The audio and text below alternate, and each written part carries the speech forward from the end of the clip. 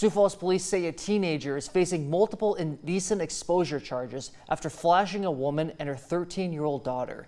It happened around 4:15 Friday afternoon near 49th and Western when the driver pulled up and exposed himself. The girl took a picture of the suspect and his license plate, and officers used traffic cameras and plate readers to track the vehicle. They stopped it near 10th and Minnesota about 2 hours later. Police say 18-year-old Kaysen Shields O'Connor admitted what he did and was arrested on indecent exposure and traffic